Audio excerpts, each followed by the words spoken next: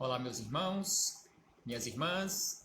É com imensa satisfação que estamos nos reunindo aqui mais uma vez, nesta página virtual, neste centro espírita virtual, para mais um momento de estudo, mais um momento de reflexões acerca do Evangelho do Cristo à luz da doutrina espírita.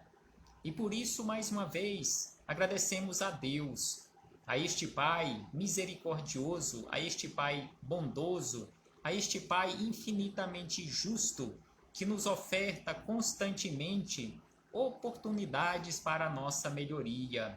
Agradecemos a este Pai por mais esta oportunidade que nos foi concedida de aqui nos encontrarmos reunidos em nome do Senhor Jesus para mais um momento de estudo, mais um momento de reflexões. E por isso também agradecemos a Jesus, Jesus de Nazaré, por estes belíssimos ensinamentos que ele nos deixou de forma exemplificada em seus evangelhos de amor.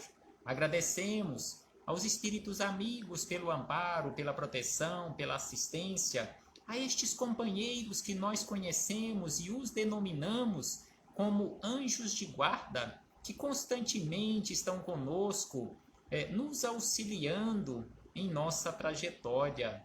E não podemos deixar de agradecer a todos vocês, irmãos e irmãs de jornada, que constantemente estão aqui conosco nesta página virtual para juntos estudarmos o Evangelho do Cristo. Sejam todos bem-vindos, sejam todas bem-vindas e que possamos aproveitar da melhor maneira possível estes minutos que nos foram reservados no relógio da eternidade como oportunidade para o nosso esclarecimento. Então hoje aqui nos encontramos para estudarmos mais um capítulo do livro Palavras de Vida Eterna, de autoria do Espírito Emmanuel, em parceria com Chico Xavier. E a mensagem de hoje é a que está contida no capítulo de número 80, que tem como título Bendigamos. Então aqui Emmanuel nos traz reflexões belíssimas e profundas com base em um versículo da Epístola de Pedro, o capítulo de número 3, versículo de número 10, que nos fala exatamente sobre o uso correto ou incorreto do nosso verbo, ou seja, da nossa língua. Mas antes de começarmos aqui estas reflexões com Emmanuel, Chico Xavier, com o apóstolo Pedro, Jesus de Nazaré, com os espíritos amigos, faremos mais uma vez leitura do livro de autoria do espírito Irmão José, livro de mensagens curtas, mas altamente esclarecedoras, Irmão José, em parceria com o médium Carlos Bacelli. A mensagem também é de número 80, que tem como título Não é das melhores. Então aqui ele nos fala da seguinte maneira, também sobre o uso da nossa língua. Coincidentemente, entre aspas, esta coincidência, então aqui também, irmão José, nos fala sobre a língua. Então ele nos diz da seguinte maneira, se alguém te envenena o espírito contra determinada pessoa, ou seja, agindo de forma maledicente contra determinada pessoa que te tenha criticado, não deixes de procurá-la para ouvir sua versão a respeito dos fatos. Então aqui ele nos orienta que se alguém chega para você e te envenena com informações que ele trouxe de outra pessoa, que ele alega que a outra pessoa tenha falado contra você, então ele nos orienta que a melhor coisa que temos a fazer, a melhor escolha, é procurarmos esta outra pessoa para ouvirmos dela mesma a sua versão acerca daquele assunto. E aí ele diz que na boca maledicente, a realidade sempre se distorce e se agrava. Sempre se distorce e se agrava. Não dês crédito excessivo a quem se empenha a contar-te o que foi dito contra você.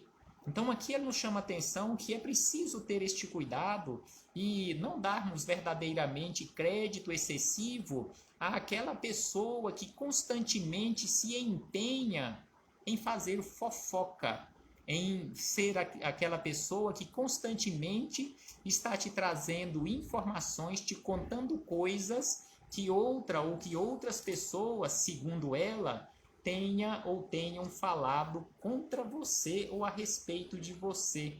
E aí ela acrescenta que as pessoas de alguma elevação espiritual, prestemos atenção neste esclarecimento aqui de irmão José, onde ele nos fala que as pessoas de alguma elevação espiritual sempre buscam, sempre defendem, sempre trabalham naquele sentido de desfazer maus entendidos ou de amenizar situações de conflito.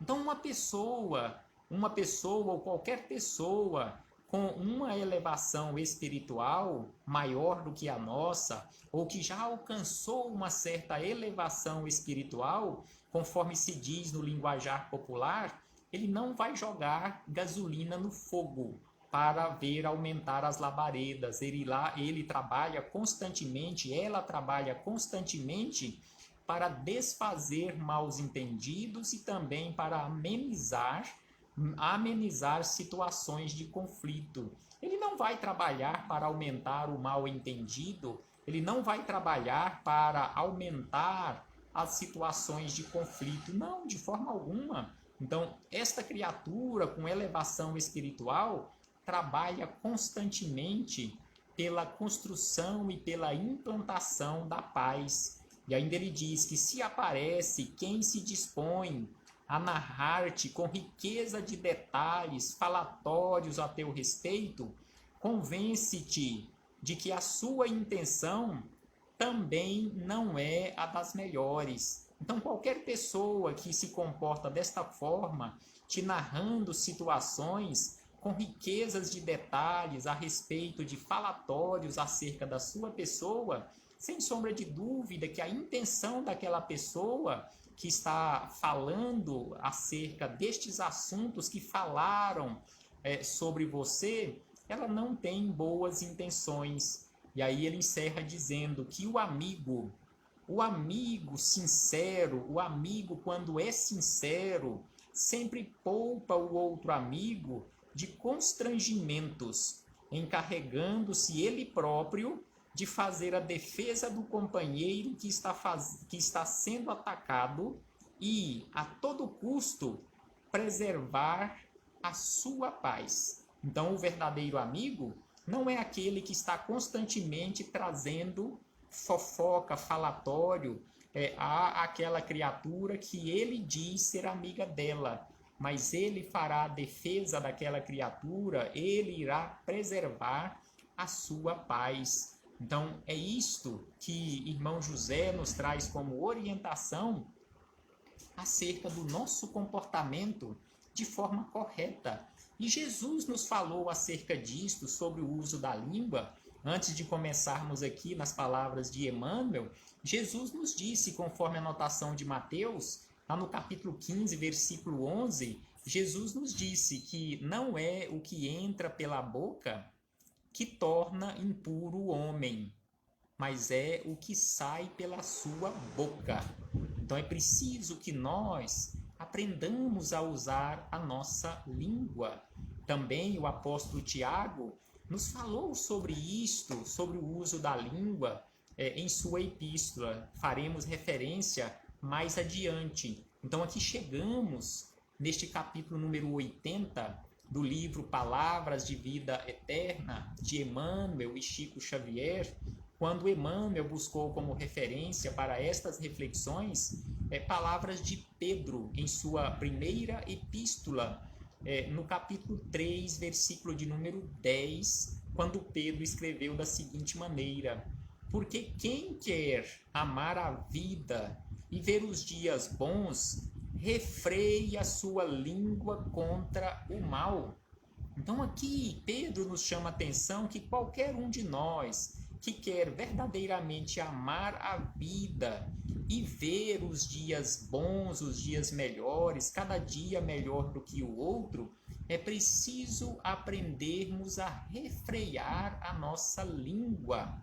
Então aqui, Emmanuel, com base nestas palavras de Pedro em sua primeira epístola, Emmanuel começa nos dizendo o seguinte, que não vale a pena condenar.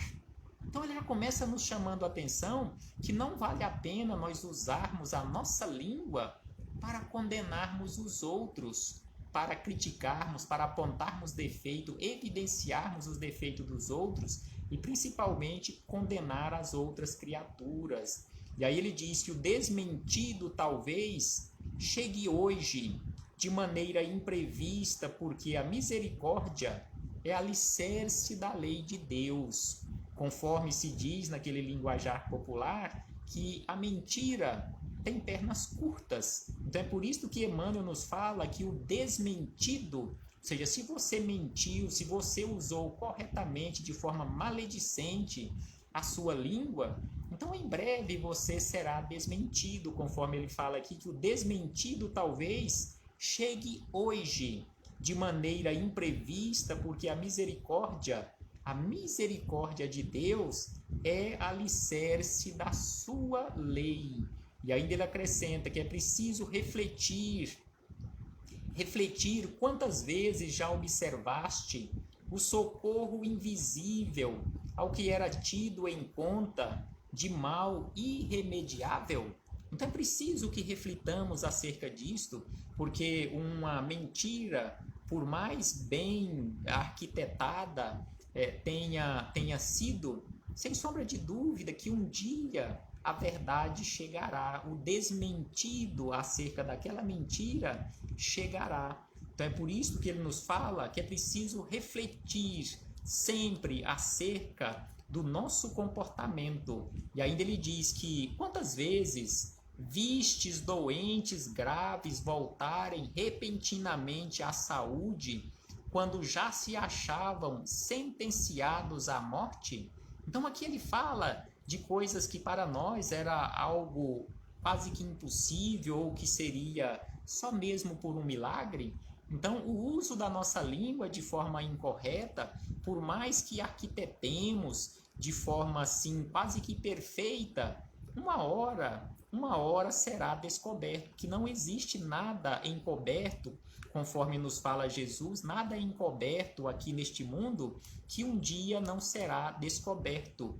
E ainda nos diz Emmanuel, conheces malfeitores que se transformaram em homens de bem quando pareciam totalmente afundados na delinquência. Ou seja, para a misericórdia, para o amor de Deus, não existe aquilo que seja impossível. Então, sem sombra de dúvida, que aquele doente que classificamos como sendo aquele doente terminal, que às vezes o médico te falou que apenas por um milagre o seu ente querido voltaria à condição de saúde, da mesma forma, aquele malfeitor que para nós não era mais recuperável, não tinha salvação, de tão perdido que nós o classificávamos, mesmo assim, conforme ele nos diz aqui, quantos recuperaram a sua situação e saíram daquela condição de delinquência. E ainda ele nos diz que tateastes problemas complexos que encontraram equação de improviso quando se te afiguravam plenamente sem solução. Ou seja, para Deus, para a misericórdia de Deus, não existe nenhum caso insolúvel, tudo tem solução. E aí ele diz ainda na sequência que choraste sobre situações inquietantes que tomaram rumo salvador quando tudo te fazia crer em tragédia. E aí ele encerra dizendo o seguinte: seja qual for a provação em curso, refreia a sua língua, para que a tua língua não amaldiçoe. Então aqui ele fez essas referências que parecia não ter nada a ver ou nada que ver com o assunto do uso da língua. Então, em relação ao doente, em relação ao malfeitor, em relação aos problemas complexos, em relação a situações inquietantes na nossa vida, quantas vezes, nos encontrando em uma situação dessa,